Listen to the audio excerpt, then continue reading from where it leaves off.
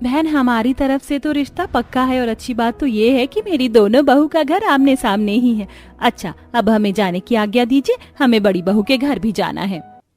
इतना बोलकर सुमित्रा एक और शगुन का थाल लेकर अपनी दूसरी बहू के घर जाती है और रिश्ता पक्का करते हुए कहती है, अब तो बस मुझे उसी दिन का इंतजार है जब मेरी दोनों बहू एक साथ मेरे घर में आएंगी।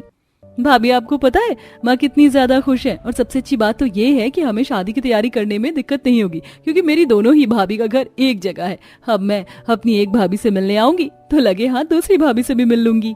बहन, ये तो मेरी बेटी का सौभाग्य है जो आप जैसे अमीर लोग हम गरीब से रिश्ता जोड़ना चाहते हैं। अरे बहन, ऐसा मत बोलो, हमें तो बस संस्कारी बहू चाहिए, फिर चाहे वो अमीर हो या गरीब। अच्छा, अब हम चलते हैं।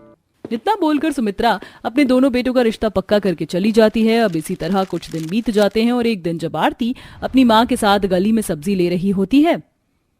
मुझे लगा था शादी करके ये गरीब मेरा पीछा छोड़ देगी, पर मैं नहीं जानती थी कि गरीब लोग इतने ज्यादा चेपू होते हैं। देखो, पता नहीं इसने ऐसा कौन सा खेल रचा जो मेरी सास ने इसे मेरी जेठानी बना दिया। निशा, अगर हमारी सास को हम दोनों ही पसंद आए तो इसमें मेरी क्या गलती है? ये तो हमारी किस्मत थी कि हम पड़ोसी से अब देवरानी जेठानी बनने जा रहे हैं। किस्मत की तो तुम बात ही मत करो, शादी के बाद तो मैं तुम्हारी किस्मत इतनी बुरी कर दूंगी कि तुम उस घर में मेरे साथ रह नहीं पाओगी। अब इसी तरह कुछ दिन बीत जाते हैं और जब भी मौका मिलता है निशा आरती का मजाक बनाती है। ऐसे ही एक दिन, अब शादी के ज्यादा दिन दूर नहीं रहे, मैं सोच रही हूँ कि क्यों ना हम शादी की शॉपिंग करने एक साथ चलें। अरे बहू, तूने तो बिल्कुल मेरे मुंह की बात छीन ली, मैं भी यही सोच रही थी। अच्छा, तू मुझे 10 मिनट दे, मैं अभी तेरी जेठानी को भी फोन करके पूछ लेती हूँ, फिर मैं ही तुम्हारे घर आ जाऊंगी और हम सब एक साथ शादी की शॉपिंग करने चलेंगे। इतना बोलकर सुमित्रा अपनी बड़ी बहू को फोन करती है, पर आरती साथ में चलने से मना कर देती है और फोन रखते ही आरती की माँ आरती से कहती है, बेटा तुझे अपनी सास के साथ जाना चाहिए, आखिर तेरी शादी को अब ज्यादा दिन ही कहाँ बचे हैं।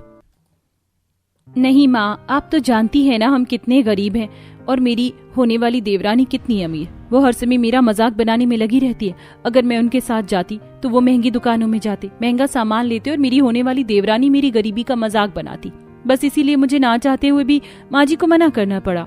इस तरह जहां अब एक तरफ निशा अपने ससुराल वालों के साथ बड़ी बड़ी दुकानों में जाकर शादी की शॉपिंग करती है, तो वहीं आरती अपनी माँ के साथ छोटी दुकानों में जाती है।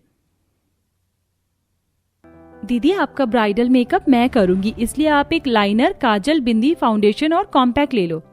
पर यहाँ तो सारे प्रोडक्ट बहुत महंगे हैं और मेरे पास इतने पैसे नहीं हैं।